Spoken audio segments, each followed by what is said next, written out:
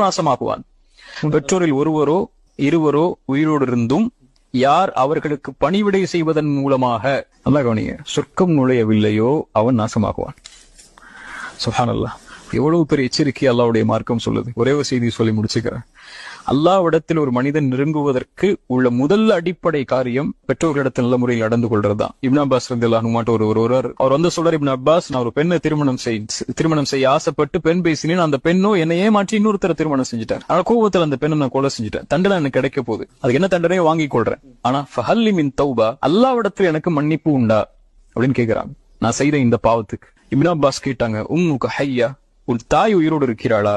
இப்னு Abbas சொன்னாங்க, என் தாய் உயிரோடு இல்லை. இப்னு அப்பாஸ் சொன்னாங்க, நீங்க தௌபா செய், நல்ல முறையில் நடந்து கொள், நல்ல செயலை செய், அல்லாஹ் உன்னை மன்னிப்பான். அங்க இருந்த தோழர்கள் கேட்டாங்க, ஏன் இப்னு அப்பாஸ் அவரை பார்த்து நீங்க தாய் உயிரோடு இருந்தார்களான்னு கேட்டீங்க?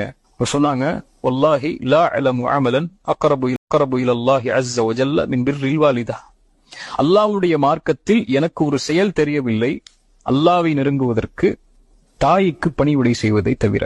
ஒரு முஸ்லிமான வாலிபன் அல்லாஹ்வை நெருங்குவதற்கு ஆசைப்பட்டு தொழுகிறான், குர்ஆன் ஓதுறான், திக்ர் செய்யறான், நோன்பு வைக்கிறான், தஅவா செய்யறான், அழைப்பு பணி செய்யறான், மார்க்க நிகழ்ச்சிக்கு போறான், மார்க்க பயான்களை கேட்கிறான். இந்த செயலை விடவெல்லாம் அல்லாஹ்விடத்தில் அவன் நெருக்கமாகுவதற்கு உள்ள முதல் அளவீடு அவன்கிட்ட இருக்க வேண்டிய செயல் பெற்றோர்கள் தாய் தந்தைட்டு நல்ல முறையில் நடந்து கொள்ளக்கூடிய செயல்.